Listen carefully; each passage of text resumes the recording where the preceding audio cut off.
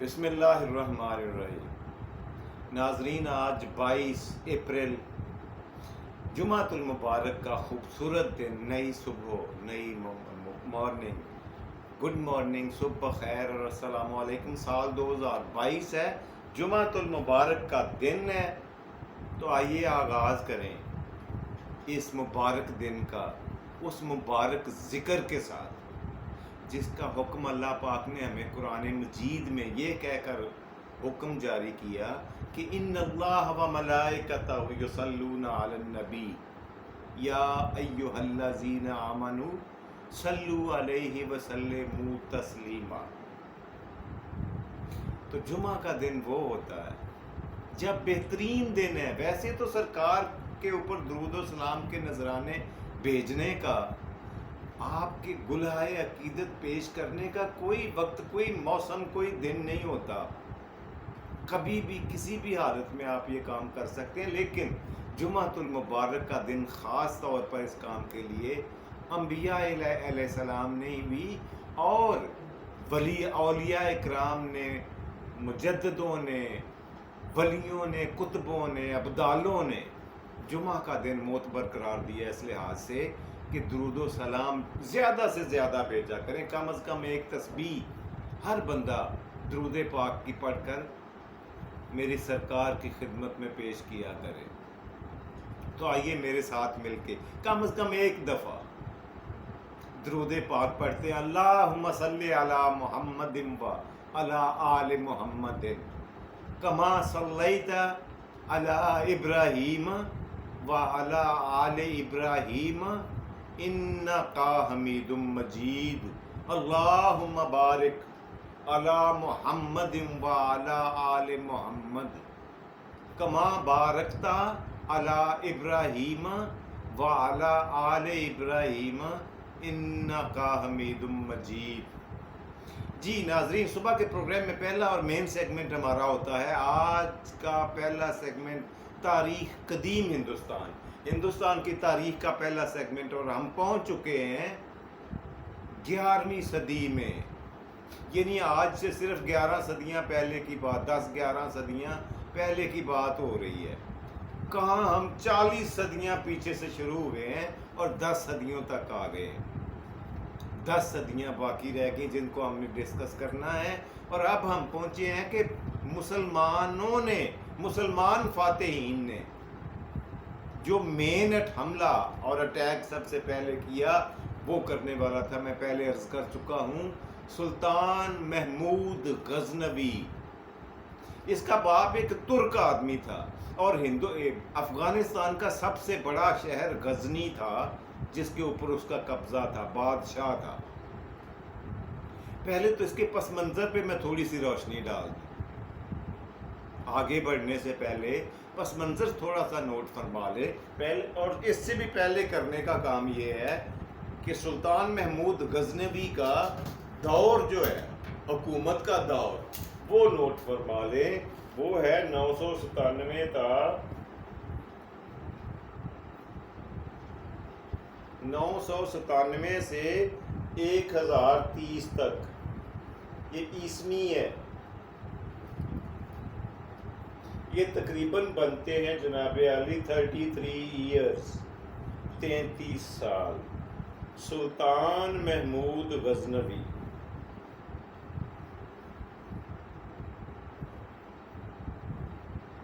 جی، یہ رہا جی اس کا دور حکومت، اس صاحب کا، جن کو ہم آج ڈسکس کرنے کے لیے جا رہے ہیں۔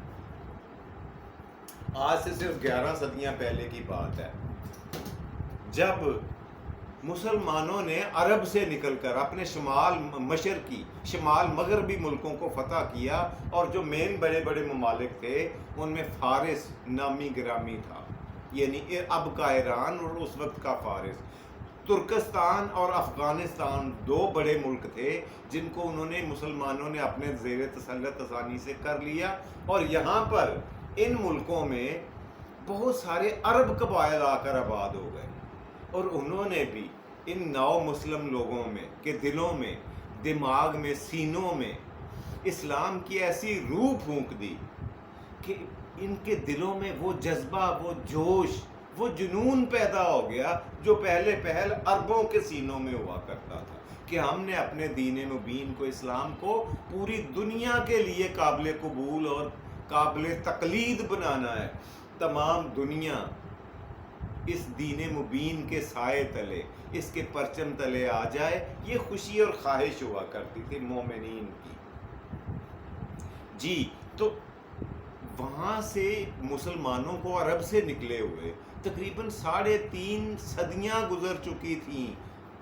یہ جب کی میں بات کر رہا ہوں، یہ سلطان محمود غزنوی کے دور کی تقریباً 3.5 صدیاں ہو چکی تھی، اور انہوں نے کافی حد تک اپنے عرب سے نکل کر اپنے شمال مغربی اس ملکوں کو کافی حد تک فتح کر لیا تھا۔ اچھا، ان ملکوں میں مزے کی بات، ان وقتوں میں ہندوستان جو تھا یہ ایک زرخیز اور امیر ملک، خوشحال ملک کے طور پر پوری دنیا میں جانا جاتا تھا۔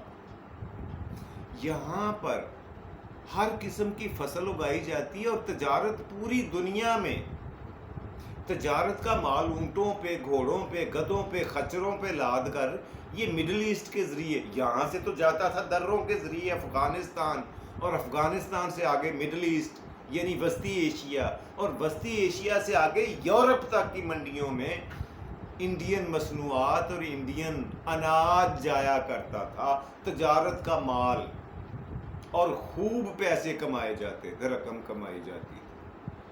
خوشحال ملکوں میں یہ گنا جاتا تھا۔ اور ایک پھر وہ دور آیا، وہی 11ویں صدی عیسوی، جب یہاں پہ ترکستان کے لوگ،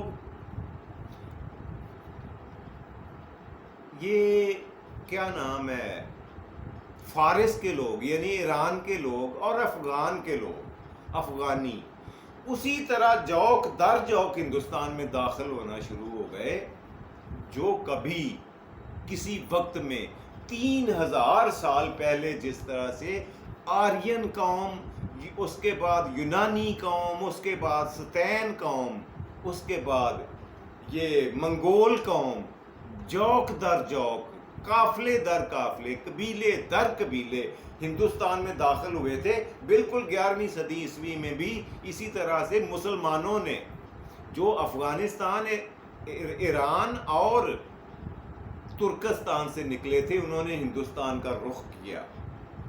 تو اس زمانے کی بات کر رہا ہوں جب یہ افغانستان کا سب سے بڑا شہر تھا غزنی، اس پر حکمران تھا ایک ترک بادشاہ جو والد ماجد تھے، والد گرامی تھے سلطان محمود غزنوی کے، اور انہوں نے ہندوستان کے یہ جو جہاں پہ ہم بیٹھے ہوئے ہیں پنجاب جسے کہا جاتا، یعنی ہندوستان کا مغربی علاقہ، مغربی ہندوستان، دریائے سندھ کا کنارہ جہاں پہ ہم اس وقت ہیں، یہ پنجاب تھا، اور یہاں پہ بہت بڑا پنجاب ہوا کرتا تھا، اور اس پہ جو حکمران تھا، بادشاہ تھا، اس کا نام تھا جے پال، راجہ جے پال۔ اس 11ویں صدی کی بات کر رہا ہوں۔ راجہ جے پال کے ساتھ سلطان محمود غزنوی کے باپ نے فوجی جھڑپیں کی، کئی دفعہ انہوں نے کوشش کی، ہمت کی، حملہ کرنے کی، لیکن جے پال تگڑا تھا، اس کی جڑیں مضبوط تھیں، اور مالی لحاظ سے بہت امیر ملک بن چکا تھا یہ۔ اس نے وہ افغانستان کے بادشاہ کا بہت زیادہ اندر نہیں آنے دیا ہندوستان میں، ہاں البتہ دریائے وہ سندھ سے لے کر غزنی تک کا درمیان کا جو حصہ ہے، دریائے سندھ کا کنارہ، اس میں کافی ایک بہت بڑے ایریے پر سلطان محمود غزنوی کے باپ نے قبضہ کر لیا تھا، لیکن آگے بڑھنے کی اس کی ہمت نہیں ہوئی۔ راجہ جے پال طاقتور تھا، اس نے خراج کا وعدہ کیا، ایگریمنٹ کیا، اور سلطان کو واپس بھیج دیا، افغانستان جانے پہ مجبور کیا، اور کچھ ہی سالوں کے بعد خراج دینا بھی بند کر دیا جے پال نے۔ اور یہ وہ عرصہ تھا جب سلطان محمود غزنوی، اس کا نام محمود تھا بچے کا، اس کی عمر ابھی نوجوانی کی تھی، بچپنے میں سے گزر رہا تھا، 10-12 سال کا تھا، تو وہ دیکھتا کیا تھا، اپنے باپ کی کہانیاں سنتا کہ اس کو پسپا کرنے پہ مجبور کر دیا، پسپا ہونے پہ راجا جے پال نے، یہ بھی سن رہا تھا۔ اور پھر وہ اونٹوں کے قافلے دیکھا کرتا، مال تجارت جو ہندوستان سے بذریعہ وسطی ایشیا، یہاں سے دروں کے ذریعے افغانستان، افغانستان سے مڈل ایسٹ اور مڈل ایسٹ سے یورپ کی طرف جاتے۔ وہ تمام قافلوں کو بغور دیکھا کرتا محمود بچپن میں، اور اکثر اوقات جب قافلے والے وہاں پڑاؤ ڈالتے تو ان کے پاس جاتا، ان سے باتیں کرتا، ان سے قصے کہانیاں سنتا۔ وہ اسے ان کو بتاتے تھے کہ ہندوستان ایک بہت امیر ملک ہے، بڑے بڑے مندر ہیں وہاں پہ جہاں سے ہم تجارت کا سامان لے کر آتے اور واپس جاتے ہیں، کمائی کرتے ہیں، اور مندروں میں اتنا مال ہے کہ جسے شمار کرنا بھی مشکل ہے۔ اب یہ وہ خواب تھے وہ بچے کے ذہن میں جو پرنٹ ہوتے گئے محمود کے دماغ میں، جسے آگے جا کے اللہ نے کوئی اور کام ہی لینا تھا۔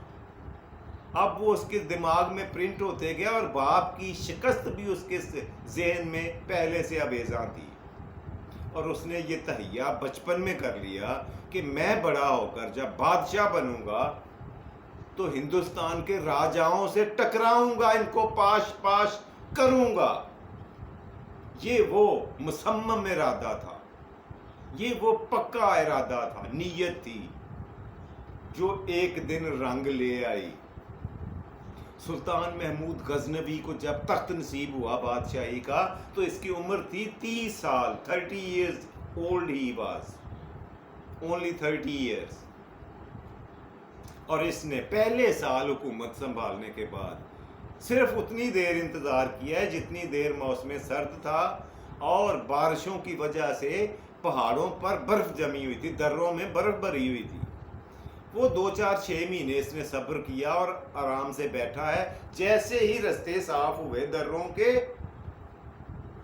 اس نے پوری طاقت اور قوت کے ساتھ افغان فوج کو ساتھ لے کر راجہ جے پال کی کمر توڑنے کے لیے اٹھ کھڑا ہوا، اور یہاں پنجاب میں داخل ہوتے ہی راجہ جے پال کو سنبھلنے کا موقع نہیں دیا۔ چند جگہوں پہ اس نے جھڑپیں کی ہیں راجہ جے پال نے، لیکن اس کو پسپائی ناکوں چنے چبانے پر مجبور کر دیا، چاروں خانے چت کر دیا اسے، اور وہ واپس پنجاب کے مشرقی علاقے میں اپنی جا کر وہیں تک محدود ہونے پہ مجبور ہوا۔ بہت سارے علاقے پہ سلطان محمود غزنوی نے نہ صرف قبضہ کیا بلکہ مال غنیمت کے بہت بڑے خزانے اپنے ساتھ لے کر واپس افغانستان گیا۔ اچھا، اس لڑائی کا بہت برا اثر لیا راجہ جے پال نے۔ میں اس کا نام بھی آپ کو لکھ کے دکھا دوں، ہو سکتا ہے آپ کو آپ میں سے کسی کو یہ الفاظ یاد نہ رہیں۔ یہ راجہ جے پال تھا پنجاب کا بادشاہ، راجہ جے پال۔ اس کو جناب پسپا ہونے پہ مجبور کیا، اور اس نے پھر اس کا نتیجہ بہت بڑا کیا ہوا، تاریخی۔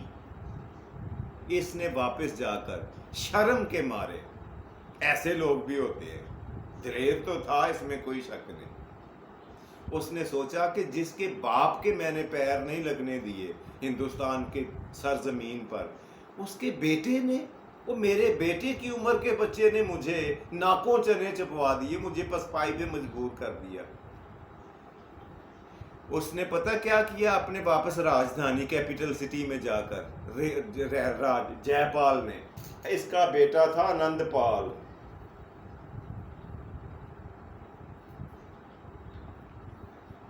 یہ اس کا بیٹا تھا آنند پال، اور اس نے جا کر واپس راجدھانی میں بیٹھا تو اس نے جا کر صرف ایک ہی کام کیا، کیا کہ بادشاہی کا جو تخت اور تاج تھا وہ اپنے بیٹے آنند پال کے سر پر رکھا اپنے ہاتھوں۔ حالانکہ یہ ہندوستان میں بادشاہوں کا یہ طریقہ کار نہیں ہوا کرتا تھا، بادشاہ تو تبھی بدلا کرتے تھے جب وہ مر جاتے تھے، لیکن تاریخ نے اسے یاد رکھا ہوا ہے آج بھی. تاریخ کی کتابوں میں راجہ جے پال کے بارے میں لکھا ہے کہ اس نے اپنے جیتے جی اپنے بیٹے کو تخت و تاج دیا اور خود اپنی چتا اپنے ہاتھوں سے بنا کر زندہ اس میں بیٹھ کر اپنے اوپر آئل چھڑک کر کیروسین آئل اور سوکھی ہوئی لکڑیاں جوڑ کر اپنے ہاتھوں سے اپنی چتا کو آگ لگا لی. زندہ جل مرا اس میں اپنی چتا میں. حالانکہ یہ کام ہندو قوم جو ہے وہ مرنے کے بعد جا کے شمشان گھاٹ میں یہ آخری رسومات مردوں کی کرتی ہے، لیکن اس بندے نے زندہ اپنی چتا خود جلائی صرف اس شرم کی وجہ سے کہ ایک نوعمر بچے نے، سلطان محمود غزنوی نے مجھے وہ کام کر دیا، چاروں شانے چت کر دیا جس کی مجھے کوئی توقع نہیں تھی، جو یہ ممکن ہی نہیں تھا. اس کا تو باپ میرا کچھ نہیں بگاڑ سکا تھا. یہ تھی وہ ہزیمت، یہ تھی وہ شرم جو صرف شرم والوں میں ہوتی ہے. ہزیمت کہتے ہیں نا کہ بے عزتی بھی ان کی ہوتی ہے جن کی عزت ہو. جن کی عزت ہی کوئی نہ، ان کی بے عزتی کیا ہونی، انہیں عزت سے کیا اور بے عزتی سے کیا. خیر جی، انشاءاللہ العزیز پہلے سیگمنٹ کو ہم یہیں پہ کلوز کرتے ہیں اور کل سے یہیں سے آگے بڑھیں گے کہ اس کے بعد کیا ہوا. پہلے سیگمنٹ کو یہیں پہ کلوز کر دیتے ہیں. مجھے اشارے ہونے شروع ہو گئے ہیں کیمرے کے پیچھے سے کہ جی پہلے سیگمنٹ کو کلوز کریں، وقت کافی ہو گیا. جی پہلا سیگمنٹ یہیں پہ کرتے ہیں بند. پروگرام کا دوسرا اور مزیدار سیگمنٹ آج کا لفظ. آج کا لفظ جو میں آپ کی خدمت میں پیش کرنے جا رہا ہوں وہ سن کر آپ کو خوشی اس لیے ہوگی کہ خود انگریزی، ہماری زبان تو چوچو کا مربع ہے ہی، اس میں فارسی بھی، عربی بھی، سنسکرت بھی، ساری زبانوں نے مل کر یہ کھچڑی بنائی ہے. انگریزی کے ساتھ بھی ایسا ہی ہوا ہے. انگریزی زبان بھی اسی طرح سے مارز وجود میں آئی ہے، گو کہ اردو سے بہت پہلے وجود میں آ چکی تھی. لیکن خوشی کی بات یہ ہے کہ ہماری سنسکرت میں سے بھی کچھ الفاظ انگریز نے پک کر کے اپنی زبان میں داخل کیے ہیں. ہے نا عجیب بات.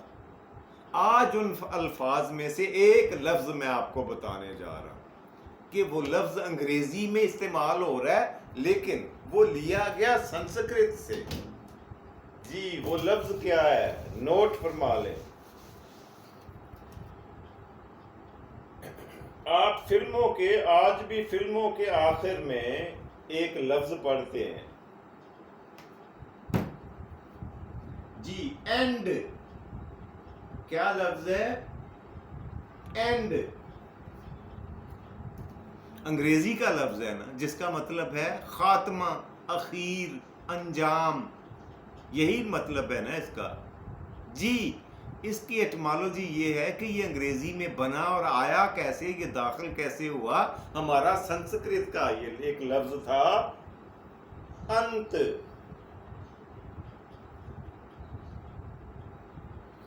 جی یہ رہا انت. انت جو ہے اس کا مطلب ہوتا ہے اخیر، خاتمہ، انجام. یہ جناب پہل انت ہی تھا انگریزی میں، لیکن وہ مختلف پروسیسز سے گزرتے ہوئے with the passage of time یہ انت سے اینڈ بن گیا. اور یوں خوشی کی خبر ہمارے لیے یہ کہ ہماری سنسکرت کے الفاظ بھی انگریزی میں موجود ہیں. آگے چل کے میں کچھ اور الفاظ بھی آپ کو بتاؤں گا کیسے ہیں، کون کون سے اور کیسے. بہرحال انت کے بارے میں نے آپ کو بتا دیا کہ انت کا مطلب ہوتا ہے خاتمہ، اخیر یا انجام. اور ایک بہت مشہور و معروف ایک محاورہ بھی ہے، کر بھلا سو ہو بھلا، انت بھلے کا بھلا. یہ سنسکرت کا محاورہ ہے، یعنی اچھے لوگوں کا انجام بھی اچھا ہوتا ہے، اس لیے آپ کو اچھائی کرنی چاہیے. اچھا یہ بہت پرانے وقتوں کی بات ہے کہ ہمارے دیہاتوں میں جو ملنگ روزی خیر مانگنے کے لیے، کھانا کھانے کے لیے آیا کرتے تھے گلیوں میں، وہ درباروں کے ملنگ ہوا کرتے تھے۔ اب تو ہر بندہ ملنگ وہ بن گیا جس کا کوئی کام کرنے کو دل نہیں نہ کرتا، وہ ملنگ بن جاتا ہے۔ یار ملنگ بھی کوئی کوئی ہوا کرتا تھا، اور واقعی وہ ملنگ تھے۔ وہ علامہ اقبال کا ایک شعر ہے، وہ معزز تھے زمانے میں مسلمان ہو کر، اور تم ذلیل و خوار ہوئے تارک قرآن ہو کر۔ یار وہ ملنگ بھی بہت اچھے تھے۔ جب گلیوں میں آتے نا، میرا بچپن تھا، آج سے 40 سال پہلے کی بات کر رہا ہوں، تو ہم سنا کرتے تھے، وہ آواز لگاتے تھے، کر بھلا سو ہو بھلا، انت بھلے کا بھلا۔ اس وقت مجھے سمجھ نہیں آتی تھی یہ کیا کہہ رہا ہے، اس کا ترجمہ اور تشریح کیا ہے، لیکن اب آ کے پتہ چلا ہے کہ یہ بہت بڑی بات ہے جو ملنگوں کی زبان پہ ہوا کرتی تھی۔ خیر کا کلمہ ہے، یہ بہت اچھی دعا ہے، بہت اچھی نصیحت ہے، جو ہماری سنسکرت میں، ہماری اپنی زبان میں چل رہی ہے۔ جی پروگرام کے تیسرے اور آخری سیگمنٹ کی طرف بڑھتے ہیں، اور وہ روز کی طرح ہوتا ہے آج کی بات۔ جی آج کی بات جو میں آپ سے کرنے جا رہا ہوں نا، کہ آپ سے، مجھ سے، ہمارے تمام لوگوں میں، ہماری روزمرہ زندگی میں ہم کیا دیکھتے ہیں کہ ہمارے عزیز و اقارب، ہمارے قریبی لوگ، دوست احباب، ہمارے پیاروں میں سے بہت سے لوگ ہم سے ناراض ہوتے ہیں، اور ہم انہیں مناتے بھی ہیں، اور یہ بہت اچھی بات ہے، کیونکہ آگے بڑھ کر اپنی انا کے بت کو توڑ کر تعلق کو، اچھے تعلق کو، اچھے رشتے کو ٹوٹنے سے بچا لینے میں پہل کرنے والا بزدل نہیں ہوتا، یہ اس کی بے عزتی نہیں ہوتی، یہ اس کی بہادری اور دلیری ہوتی ہے، یہ اس کی بے وقوفی نہیں ہوتی۔ وہ ایسا اس لیے کرتا ہے کہ اسے رشتوں کی پہچان، مان اور اہمیت کا زیادہ آگاہی ہوتی ہے، تجربہ ہوتا ہے، اس میں دور اندیشی ہوتی ہے۔ لیکن ایک بات جو میں یہاں آپ سے عرض کرنا چاہ رہا ہوں، نئی بات، وہ یہ ہے کہ کسی کو منانے سے پہلے یہ تو ایک چیز ضرور دیکھا کریں، وہ آپ سے بار بار ناراض تو نہیں ہو رہا، چھوٹی چھوٹی باتوں پہ بار بار ناراضگی، اس بات کا بھی پیش خیمہ ہو سکتی ہے کہ وہ بندہ آپ سے بیزار ہو چکا ہے، یعنی یہ طے کر لیا کریں کہ جس کو میں منانے جا رہا ہوں وہ مجھ سے ناراض ہے کہ بیزار ہے۔ اگر ناراض ہے تو اسے منا لیں، مگر اگر وہ آپ سے بیزار ہو چکا ہے تو پھر اس کو سلام کر کے واپس نیک دعاؤں کے ساتھ واپس اپنی جگہ پہ آ کے بیٹھ جانا یہی بہتر ہوتا ہے۔ اس لیے کہ جو بیزار ہوتا ہے نا، وہ ہاتھ چھڑانے سے پہلے، بہت پہلے ذہنی طور پر جا چکا ہوتا ہے۔ اس کے لیے آپ کو اپنے دل و دماغ میں جگہ نہیں رکھنی چاہیے۔ میری بات کو ذرا سوچئے گا، اگر سمجھ نہ آئے تو پھر پوچھ لیجئے گا کہ کہنا کیا چاہ رہا تھا میں۔ جی بہرحال یہ تھا آج کا پروگرام، یہیں سے آپ کا میزبان جاوید اقبال آپ سے اجازت چاہے گا۔ خوش رہا کریں، خوش رکھا کریں، اپنا اور اپنے پیاروں کا ڈھیر سارا خیال رکھا کریں۔ اللہ سونا آپ کو آسانیاں عطا فرمائے اور آسانیاں تقسیم کرنے کی توفیق دے۔ خدا حافظ، اور پاکستان زندہ باد۔